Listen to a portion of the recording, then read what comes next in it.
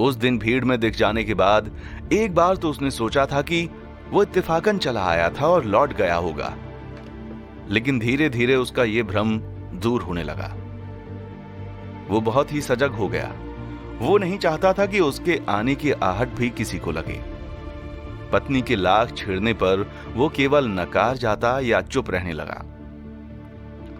वैसे उसके बाद कुछ दिनों तक वो दिखाई नहीं दिया।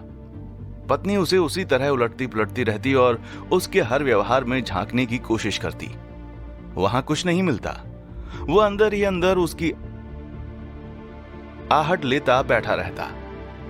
उसे अब विश्वास हो गया था कि वो कहीं भी मिल सकता है। वो हमेशा के लिए लौट आया है और यहीं कहीं आसपास ही छिपा हुआ है, या शहर के बाहर, नदी के किनारे या पुलों पर या खंडरों में घूमा करता है।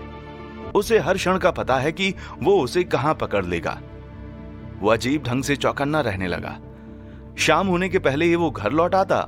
रास्ता चलते हुए वो सीधे आगे की तरफ देखता, कभी पीछे आहट सी लगती, छिप छिप छप छप छप छप, बालों के हिलने या उसके छोटे छोटे गद्दीदार पांवों की थपथपाहट। वो पीछे मुड़कर देखता, कहीं कुछ ना होता। सड़क के किनारे के नल से पानी की एक एक बूंद टप टप लगातार टपकती होती, या दूसरी पटरी पर कोई खोजा कुत्ता अपने पिछले पांवों से नुची हुई बदरंग गर्दन खुजलाता होता। लेकिन एक दिन सुबह, अभी वो सोया ही हुआ था कि पत्नी ने आकर जगाया। बाहर कमरे की दीवारों पर अजीब से बदशक्ल हाथों की छाप थी, कीचड़ की छाप।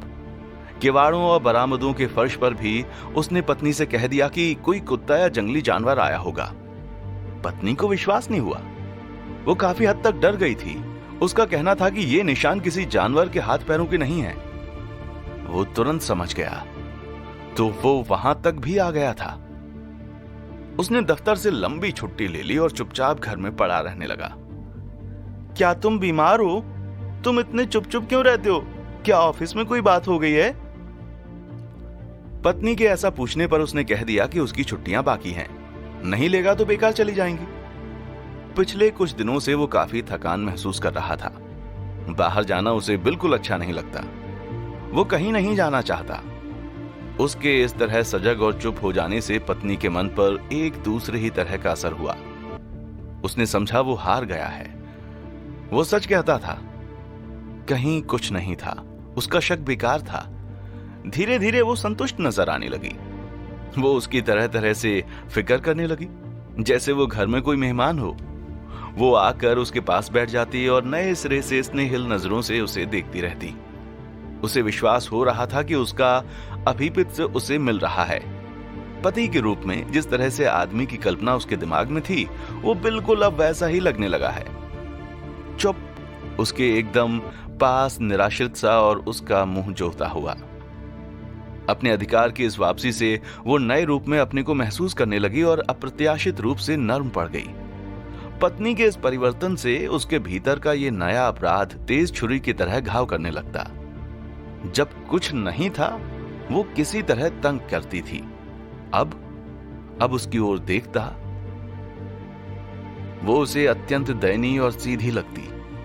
वो उसे फिर से प्यार करने को सोचता, लेकिन दूसरे ही क्षण ये भौड़ा विचार उसे अत्यंत हास्यास्पद लगता और वो इंतजार करने लगता कि वो उठकर चली जाए और उस लहू प्यासे के साथ उसे अकेला ही छोड़ दे।